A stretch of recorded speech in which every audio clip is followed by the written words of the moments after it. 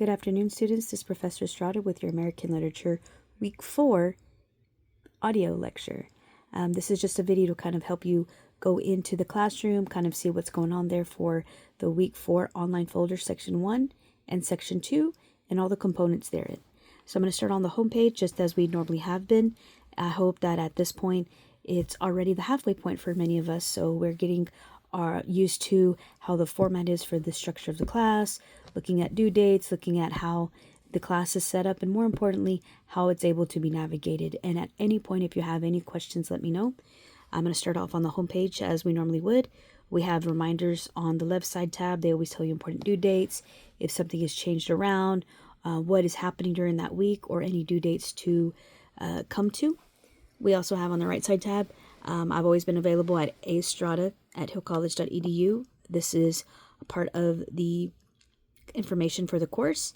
And just as a reminder, the work to do module will always have the assignments to do that you can click on and the upcoming events in the calendar. But more importantly, whenever you click on the actual assignment, sometimes you won't get background information. This is where we have the content page, and I'm going to click on the content banner to take us to the Week 4 Day 1 and Week 4 Day 2 section. So pay no mind to this emoji right here. This just tells you that I'm recording this a couple of days before Week 4. I'm actually recording this on Week 9, and the Week 4 folder doesn't actually open up until April 13th that morning. So I'm just a couple of days ahead for you, so this should be accessible to you by the time that you open this folder. So here is our Week 4 folder, and I'm going to go ahead and open this up so that way you see it. It says right here that Week 4 folder, Part 1, says optional student conference held anytime this week, as well as my in-person conference hours. Feel free to reach out if you would like to have a video or phone conference set up, so that way your questions can be answered as we're coming into Week 4. I have afternoon times available if you just want to meet up and do that as a video conference, and we do that using my phone number online, and we do Microsoft Teams. In this week's folder, we have a play. We have the play, Our Town, and we have it listed by audio of acts. So audio link 1 would be Act 1, Act 2, and Act 3. Then it just says, note to due to additions and changes, the text and audio may differ. So it really just depends on your preference for that. And there is a quiz, and this quiz says review over the Week 3, Day 2, and Week 4, Day 1 works or stories. So this quiz pertains to Week 4, that day, and Week 3, Day 2. There's also another extra credit opportunity in here, and this extra credit says that you'll be given a chance to earn up to 7 points on your lowest major exam grade, which covers Unit 1, Unit 2, or your final exam.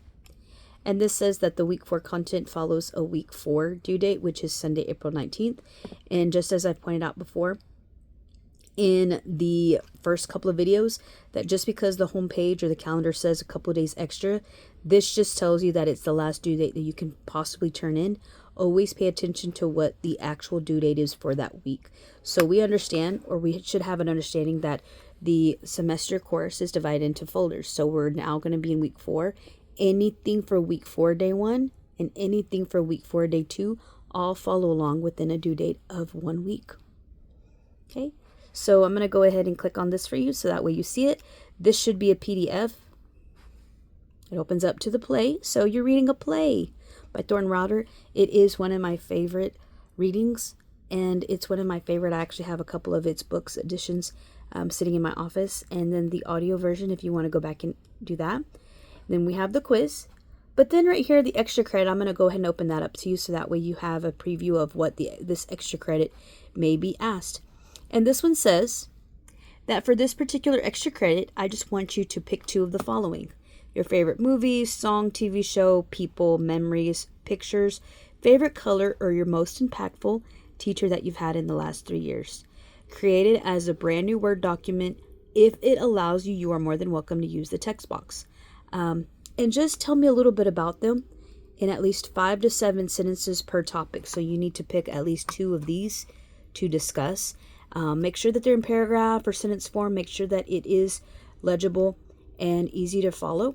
If you have trouble uploading your document, please let me know. There are always ways around this and different approaches to submitting this, but you just have to let me know. And with extra credit, you are allowed a chance to earn up to 7 points on your lowest major exam grade, Unit 1, Unit 2, or final exam. And unfortunately, extra credit opportunities cannot be turned in late. They do allow you the chance to earn up these points, but no harm comes to them if you don't submit it. And notice that this folder for week 4, part 1, does not have lecture slides. So it says right here, there's no weekly lecture slides for this section or folder. So there's no lecture slides. But let's go into the week 4, part 2 folder. Okay, so we have lecture slides right here. We're also going to dive into a few of our readings from the Harlem Renaissance. So we have I Too by Langston Hughes, Harlem by Langston Hughes, Passion by Zora Neale Hurston, Journey's End by Zora Neale Hurston, If We Must Die by Claude McKay, America by Claude McKay, Yet Do I Marvel, and Heritage by Countee Cullen. So these are authors and poets that you're going to be looking at specifically from the Harlem Renaissance period, and we have them joined with the lecture slides.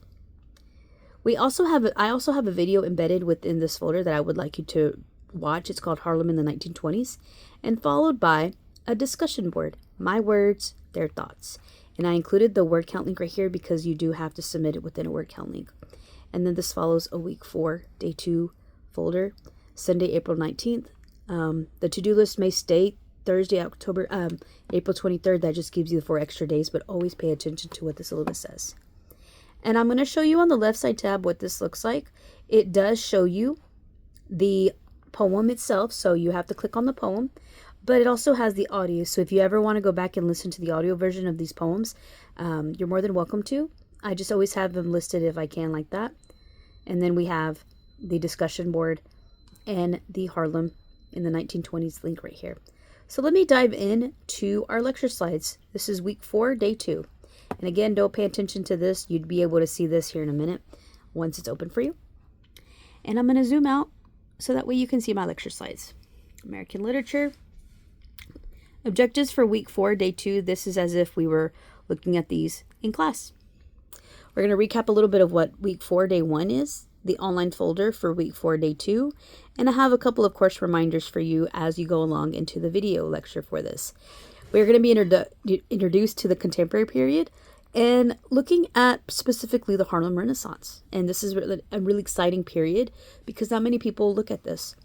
We're going to recap a little bit of what week 4, day 1 is, our town, the text, the audio link for Act 1, Act 2, and Act 3, the quiz, and the extra credit opportunity number 2. This allows you up to 7 points on your lowest major exam grade. Okay, so this is in the week 4, day 2 folder, just like I've said before. I mentioned this, that there are authors in here: Langston Hughes, Zora Neale Hurston, Claude McKay, and Countee Cullen. And they each have about 2 poems each, followed by video, Harlem in the 1920s, and the discussion board that follows after you read all the poems. The gist right here would be that you would read the readings by these authors and then dive into the discussion board, so that way you know what to answer. And then the word count link. All right, so here's our important reminder number 1, late work and late pass reminder. An in-class or online assignment can always be accepted. Late, or even with a late pass. With a late pass, you just have to let me know on the day that it's due by 10 o'clock via email. I write that down for you, and you are given up to 2 extra days to be able to turn it in without it being counted late.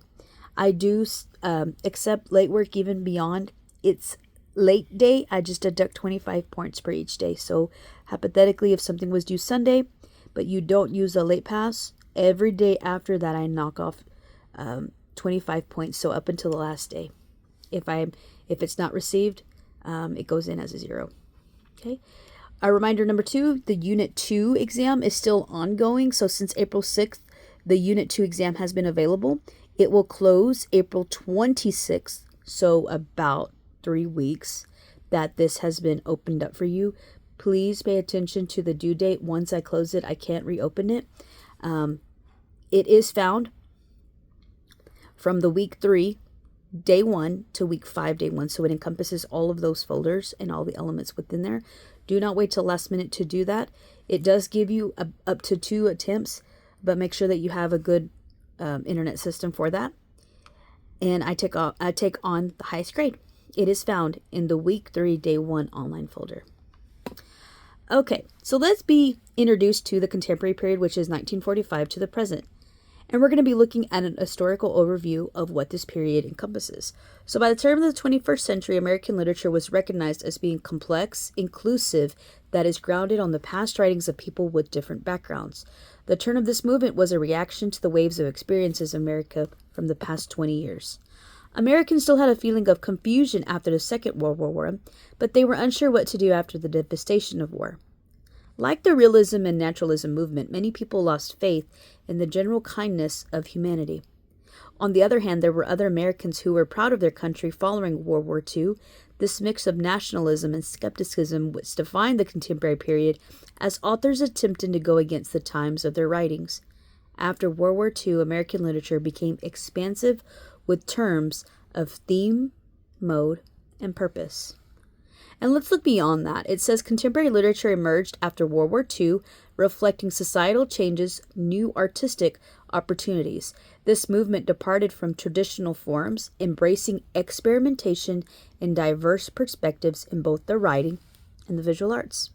This literary period explored themes such as identity, technology, environmental concerns.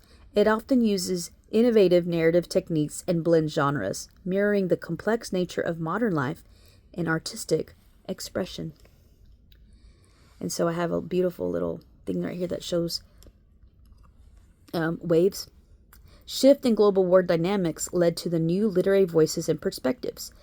Existentialism gained prominence, exploring themes of individual responsibility and the absurdity of uncertainty of life. Cold War tensions influenced narratives in paranoia and dystopian futures. Economic boom in Western countries sparked consumerism feedback in literature and lifestyle. So we start looking at it in the forms of identity and expression. So we have key themes that we're going to be looking at specifically in those types of writings. We look at identity and self-exploration, which examines the fluid nature of personal identity in the modern world. It explores impact of social media and digital personas. It addresses the complexities of marginalized, oppressed identities, which many of our poems now do that as well, and investigates the role of memory and personal history in shaping identity. We also have it continued with using technology in society. It critiques the impact of technological advancements on human relationships and communication. It explores ethical implications of artificial intelligence and biotechnology. It examines the blurring lines between virtual and physical realities and addresses issues of privacy and surveillance in the digital age. We also look at it as environmental concerns. Climate change is a central theme in contemporary literature. It explores human relationship between nature and the consequences of environmental degradation. It imagines post-apocalyptic scenarios resulting from ecological disasters and promotes environmental awareness through its storytelling. We also want to look at it through its political and social critique. Got little beautiful background pictures right here. It addresses inequality, discrimination, social justice. It explores the impact of globalization on local communities and cultures. It critiques political systems and power structures through allegory and satire, and examines the role of media and propaganda in shaping public opinion. We also have to look at this as a literary approach. Moving forward, contemporary literature embraced diverse stylistic approaches, often challenging traditional narrative structures. Some of these methods are as follows. The experimental narrative technique. This is nonlinear storytelling with unconventional chronology, multiple narrators and perspectives with unreliable narratives, the stream of consciousness writing mimicking the flow of thoughts and emotion, the incorporation of visual elements such as diagrams, images, into text. It also looks into genre blending and hybrid text. I'm so sorry, I got tongue-tied. It combines elements from different genres to create unique literary forms. It merges fiction with nonfiction, blurring the lines between reality and imagination. Incorporates elements of poetry, drama, and prose within a single work. The fusion of literary fiction with genre fiction, science fiction, mystery, and romance, and stories that comment on the act of storytelling. It also explores the relationship between an author, the text, and the reader. And then we go into the Harlem Renaissance. I put right here, we will now be looking directly at a movement that shook the nation. With its music, vibrations, and art, the Harlem Renaissance was a period that is worth revisiting. So it's not so much going backwards in our timeline, but rather bringing a time that is not often viewed or discussed closely. So now let's look a little bit on the shifting of what is the Harlem Renaissance. The Harlem Renaissance was a development of the Harlem neighborhood in the New York City as a black cultural mecca in the early 20th century, and the social artistic explosion that resulted from it. Lasting roughly from the 1910s to the mid-1930s, the period is considered a golden age in African American culture, manifesting in literature, music, stage performance, and art. The Harlem Renaissance. From 1910 to 1920, African American populations migrated in large numbers from the south to the north. In 1950 and 1916, natural disasters in the South put black workers and sharecroppers out of work. Additionally, during and after World War I, immigration to the United States fell, and northern recruiters headed south to entice black workers to their companies. With booming economies across the North and Midwest offering industrial jobs for workers of every race, many African Americans realized their hopes for a better standard of living and more racially tolerant environment lay outside the South. So by 1920, some 300,000 African Americans from the South had moved north, and Harlem was one of the popular destinations for these families. So we're going to be looking at it as a cultural explosion. The Harlem section of Manhattan, which covers just 3 miles, drew nearly 175,000 African Americans during this time. Harlem became a destination for African Americans of all backgrounds. From unskilled laborers to educated middle class, they all shared common experiences of slavery, emancipation, racial oppression, as well as a determination to forge a new identity as free people. The Harlem Renaissance encompassed poetry and prose and paintings and sculptures, jazz and swing, opera and dance. What united these diverse art forms was their realistic presentation of what it means to be black in America. At the height of movement, Harlem was just the epicenter of American culture.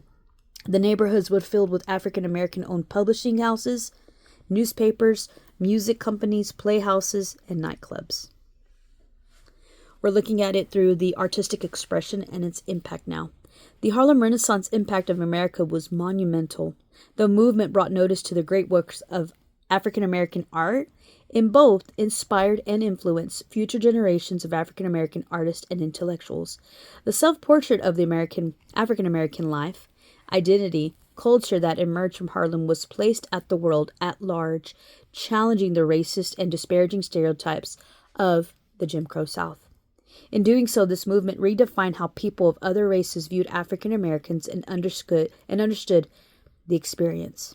Most importantly, the Harlem Renaissance instilled in African Americans across the country a new spirit of self-determination, of pride, of social consciousness, and a commitment to political activism, all of which provided a foundation to the civil rights movement of 1950s and the 1960s.